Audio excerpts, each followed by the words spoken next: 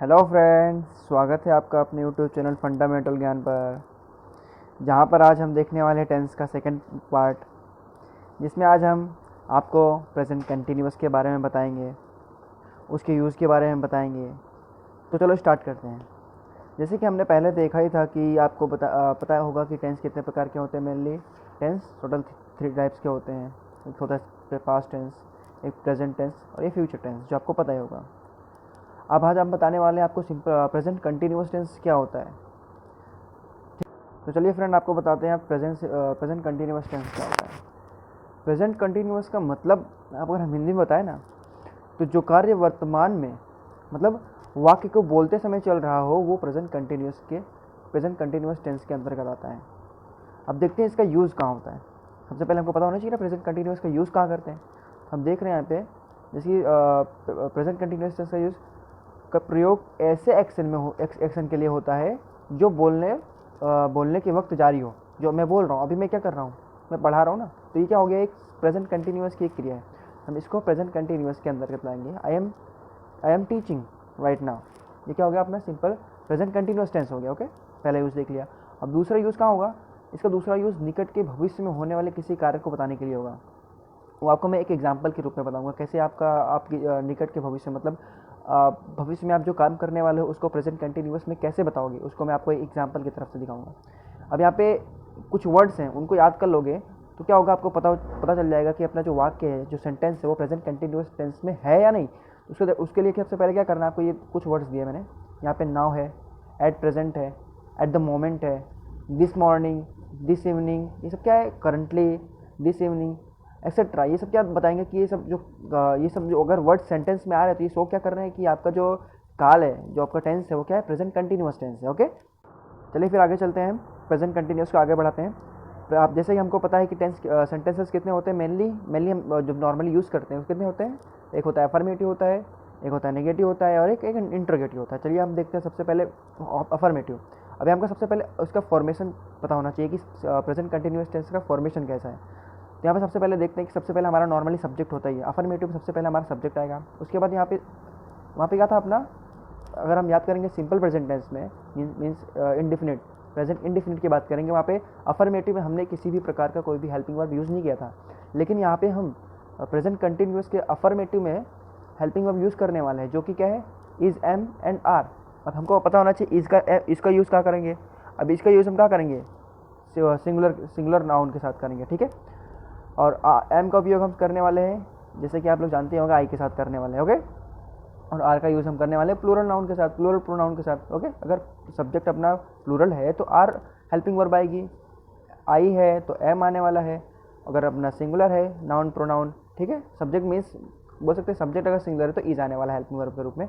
और यहाँ पे याद रखना है, जो मेन वर्ब है सेंटेंस की, जो मेन वर्ब होगी उसमें आईएनजी लगा होगा। तो हम ये भी पता कर सकते हैं, अगर मेन वर्ब में आईएनजी लगा हुआ है तो या फिर वो प्रेजेंट कंटिन्यूअस होगी, या फिर पास्ट कंटिन्यूअस होगी, या फिर फ्यूचर कंटिन्यूअस होगी। वो हम सहायक क्रिया के रूप में ही पता कर सकते हैं। इज एम आर हुआ तो सिंपल प्रेजेंट कंटिन्यूअस टेंस का आएगा।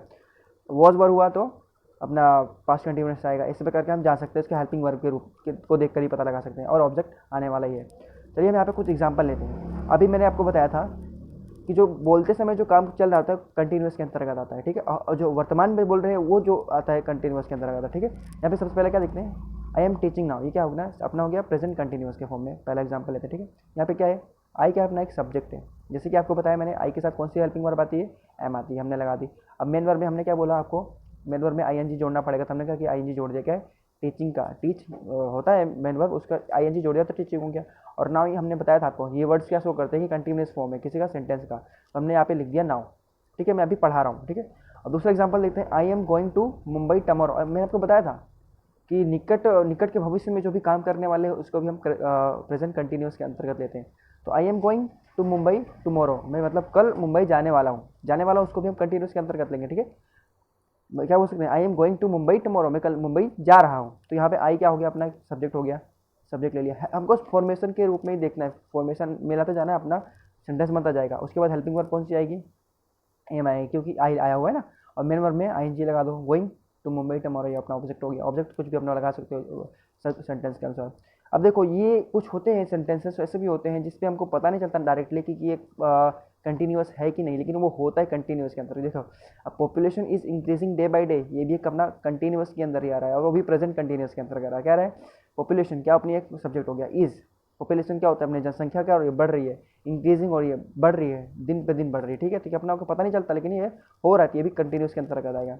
अब you are watching, you are waiting for me, you are waiting for me right now, तो मतलब क्या हो, तुम मेरा वेट कर रहे हो ना, ये क्या हो गया अपना सिंपल प्रेजेंट टेंस में अफर्मेटिव, प्रेजेंट कंटिन्यूस का अफर्मेटिव सेंटेंसेस हो गया, ठीक है। बहुत ईजी है। अब चलो देखते हैं आगे का। चलिए अब देखते हैं प्रेजेंट कंटिन्यूस टेंस का नेगेटिव फॉर्मेशन क्या है, नेगेटिव कैसे बनाते हैं, ठीक है। यहाँ पे देखते हैं सबसे पहले नेगेटिव का जो फॉर्मेशन होगा, सबसे पहले मैंने आपको क्या बताया था, प्रेजेंट सिंपल प्रेजेंट टेंस में नेगेटिव का फॉर्मेशन नॉर्मली क्या होता है, सब्जेक्ट होगा, सब्जेक्ट के बाद हेल्पिंग वर्ब होगी और उसमें हेल्पिंग वर्ब के बाद हमको नोट लगाना होता है, ठीक है। हमने यहाँ पे नोट लगा दिया और जो हमारा ऑल टोटल जो फॉर्मेशन होता है वो अपना अफर्मेटिव की तरह ही होता है, लेकिन हमको सिर्फ हेल्पिंग वर्ब लगानी है और हेल्पिंग वर्ब के साथ हमको नोट लगाना होता है। देखो सबसे पहले सब्जेक्ट आएगा, फिर हेल्पिंग वर्ब में इज एम आर, आपको बता दिया इज किसके साथ आएगा, एम किसके साथ आएगा, आर किसके साथ आएगा। उसके बाद हमको क्या करना है, नोट लगाना है। उसके बाद मेन वर्ब के आईएनजी फॉर्म आने वाला है, चाहे आप कोई भी लगा दो, लेकिन अगर कंटिन्यूअस है तो आपको आईएनजी फॉर्म लगाना ही है, ठीक है। उसके बाद क्या आएगा, अपना ऑब्जेक्ट आएगा, ठीक है। ये किसके लिए, नेगेटिव सेंटेंसेस के लिए, प्रेजेंट कंटिन्यूअस टेंसेस के, ठीक है। चलो हम कुछ एग्जांपल देखते हैं। हम एग्जांपल वही लेंगे जो एफर्मेटिव में लिया था, वही एग्जांपल हम नेगेटिव में लेंगे, वही एग्जांपल हम इंटरोगेटिव में लेंगे कि जो आपको आसानी से याद हो जाए, ठीक है, समझ में आ जाए। यहाँ पे देखो सब्जेक्ट ले लिया हमने आई, उसके बाद हमको क्या लगाना है, हेल्पिंग वर्ब लगाना है। किसको देखकर, आई को देखकर, आई के देखकर हमने हेल्पिंग वर्ब लगा दिया। हेल्पिंग वर्ब के बाद हमको क्या लगाना होता है, नोट लगाना है। यही शो करता है हमारा क्या है, ये नेगेटिव में चल रहा है, ठीक है, यही शो करेगा कि हमारा नेगेटिव में चल रहा है, ठीक है। हमने नोट लगा दिया। उसके बाद मेन वर्ब में आईएनजी आएगा, नाउ शो करने वाला अपना कंटिन्यूअस, कंटिन्यूटी शो करता है ना, नाउ एक वर्ड से जो कि कंटिन्यूटी शो करता था। हमारा पहला एग्जांपल क्या है, आई एम नॉट टीचिंग नाउ, मैं अभी नहीं पढ़ा रहा हूँ, ये क्या हो गया, नेगेटिव सेंटेंस हो गया, किसका, कंटिन्यूअस का, किसका, प्रेजेंट का कंटिन्यूअस का। अब दूसरा एग्जांपल लेते हैं, I am not going to Mumbai tomorrow, कोई ज़्यादा हार्ड नहीं है, सिर्फ हमको क्या करना है, नोट लगाना है। किसके बाद, हेल्पिंग वर्ब के बाद, सब्जेक्ट हो गया, उतार दो, हेल्पिंग वर्ब लगाना ही पड़ेगा, नोट है, क्यों नोट है, अपना नेगेटिव बनाना है तो नोट लगाना पड़ेगा। गोइंग, मेन वर्ब का आईएनजी फॉर्म तो आने वाला है, कोई दिक्कत नहीं, ऑब्जेक्ट लगा दिया हमने, ठीक है, कोई दिक्कत नहीं होगी। अब चलते हैं अपने थर्ड एग्जाम्पल में। थर्ड एग्जाम्पल भी बहुत ईजी है, population, population is not increasing day by day, क्या हो गया, नेगेटिव हो गया, किसका, population is increasing day by day का नेगेटिव फॉर्म बनाना है तो साइकिल के बाद नोट लगा देना है। You are not waiting for me, you are not waiting for me, क्यों, कंटिन्यूअस है, नेगेटिव बनाना है। सबको क्या कर दिया, सब्जेक्ट आएगा, सबसे पहले क्या करना है, सब्जेक्ट ला दिया, सब्जेक्ट के बाद यू आर, यू क्या है, प्लूरल फॉर्म में आएगा, तो क्या हो गया, यू के बाद आर आएगा। उसके बाद क्या करना है, हेल्पिंग वर्ब क्या लगाना है, हमको लगाना है नोट। उसके बाद वेटिंग फॉर मी, ऑब्जेक्ट हो गया, ठीक है, मी आई का ऑब्जेक्टिव फॉर्म याद रखना, ठीक है। चलिए अब हम चलते हैं दूसरे, चलिए लेते हैं प्रेजेंट कंटिन्यूअस का इंटरोगेटिव फॉर्म। अब इंटरोगेटिव फॉर्म में क्या होता है, आपको पहले बताया था मैंने, क्या होता है इंटरोगेटिव फॉर्म। किसी भी सेंटेंस इंग्लिश में हम इंटरोगेटिव फॉर्म करते हैं तो उसमें सबसे पहले क्या करते हैं, हेल्पिंग वर्ब को क्या करते हैं, सबसे पहले सेंटेंस के आगे ला देते हैं। तो हमने क्या किया, सेंटेंस जो हेल्पिंग वर्ब जो हमारा आगे था सब्जेक्ट के बाद था, किसमें, नेगेटिव में और अफर्मेटिव में, उसको अफर्मेटिव में हमने क्या कर दिया, सबसे पहले ला दिया, ठीक है, उसको सबसे पहले ला दिया हमने। तो सबसे पहले हमारा इज एम आर आ गया, ये क्या हेल्पिंग वर्ब है। इस इज एम आर किसको देख कर आएगा, आने वाला है सब्जेक्ट को देख के, सब्जेक्ट के हिसाब से क्या आएगा, इज एम आर आएगा। उसके बाद मेन वर्ब में आईएनजी फॉर्म रहने वाला है, ऑब्जेक्ट, कोई दिक्कत नहीं। ये क्या हो गया, अपना इंटरोगेटिव हो गया। इंटरोगेटिव में एक चीज़ याद रखना है, लास्ट में क्वेश्चन मार्क लगाना है, भूलना मत। तो यहाँ पे देखते हैं हेल्पिंग वर्ब आगे ला दिया, उसके बाद करना है हमको सब्जेक्ट ला दिया। उसके बाद क्या करना है, टीचिंग, मेन वर्ब का आईएनजी फॉर्म तो आने वाला है, नाउ आ गया, ओके। चलिए चलते दूसरे एग्जाम्पल में। मैंने क्या बोला था, I am going to Mumbai tomorrow, भविष्य में आने वाले भविष्य को दर्शाने के लिए हम प्रेजेंट कंटिन्यूअस टेंस का यूज़ भी, उसका भी यूज़ करते हैं। हमने क्या किया, एम का हमने आगे ला दिया, ये क्या है, अपना हेल्पिंग वर्ब है। उसके बाद हमने सब्जेक्ट तो रखा, सब्जेक्ट के अनुसार एम आएगा, ठीक है, तो देख लेंगे हम जिसका भी नेगेटिव बनाना है। उसके बाद करना है मेन वर्ब का आईएनजी फॉर्म, उसके बाद हमको ऑब्जेक्ट लिखना है। उसके बाद अब ये क्वेश्चन पूछ रहा है, इस population is increasing day by day, हमने क्या किया, हेल्पिंग वर्ब को सबसे पहले ला दिया। फिर उसके बाद पॉपुलेशन क्या हो गया, अपने एक जनसंख्या क्या हो गया, नाउन हो गई। इसमें हमने क्या किया, सिंगुलर है तो इस ला दिया। इसके बाद हमने मेन वर्ब को आईएनजी वर्क लाना है, आईएनजी वर्क को लाना है और डे बाय डे अपना ऑब्जेक्ट हो गया। उसके बाद क्या किया, फिर फोर्थ एग्जांपल देखते हैं। बहुत ही इजी है दोस्तों, बहुत ही ईजी तरीके से मैं आपको दिखा दे रहा हूँ, इसमें कोई भी हार्ड चीज़ नहीं है। कंटिन्यूअस किसी भी प्रकार के सारे टेंस में आपको इतनी आसानी से सिखा दूंगा कि आप किसी भी प्रकार के क्वेश्चन आराम से सॉल्व कर लेंगे। आप चौथा एग्जांपल देखते हैं। आर क्या होता है, अपना हेल्पिंग वर्ब है ना, आर, यहाँ पे यू है, प्लूरल फॉर्म है तो आर ला दिया। वेटिंग फॉर मी, वेटिंग क्या हो गया, मेन वर्ब का आईएनजी फॉर्म। उसके बाद हमको नॉर्मली ऑब्जेक्ट लगाना ही है, हमने लगा दिया। चलिए अब देखते हैं, आपको मैं एक्स्ट्रा चीज़ दिखाने वाला हूँ, उसको आगे देखते हैं, ठीक है।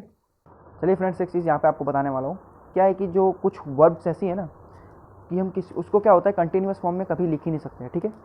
वैसे है ही, उनको हम लिख ही नहीं सकते। देखो जैसे हो गए सी, ये सी है, ठीक है, सी, हियर, स्मेल, हम स्मेलिंग नहीं कर सकते, हियरिंग नहीं कर सकते, सीइंग नहीं कर सकते। आपने कभी नहीं देखा होगा मेन वर्ब के रूप में हम उसके आईएनजी फॉर्म, मेन वर्ब की बात कर रहा हूँ मैं, मेन, अगर हम इन वर्ब्स को मेन वर्ब के रूप में सेंटेंस में यूज़ कर रहे हैं, उसका कंटिन्यूअस फॉर्म नहीं बना सकते, कभी भी देख लेना क्या। और ये सब ये इंपॉर्टेंट नाउन वर्ब्स हैं, इसके अलावा भी बहुत सारी वर्ब्स हैं, लेकिन ये मैंने इंपॉर्टेंट वर्ब्स को ले लिया, इसको आपको याद रखना है, प्रैक्टिस से आपको याद हो जाएंगे, ठीक है। नोटिस हो गया, रिकॉग्नाइज हो गया, होप हो गया, एडमिट हो गया, डिनाई हो गया, प्रीफर हो गया, रिकॉल हो गया, लव हो गया, हैट हो गया, साउंड हो गया, नो हो गया, हैविंग, ये क्या हो गया, ये सब हैव है, मैंने गलत लिख दिया है, यहाँ पे हैविंग नहीं आएगा, ठीक है। ये सब क्या होगा, यूज़ नहीं होने वाला है, किसमें, कंटिन्यूअस फॉर्म में, ओके। अब आपको मैं एक चीज़ बोलता हूँ, आप सबसे पहले वीडियो को पॉज कीजिए, ये सेंटेंस को देखिए और ये सेंटेंस को देखिए, आप चूज़ कीजिए इन दोनों में से कौन सा सही है।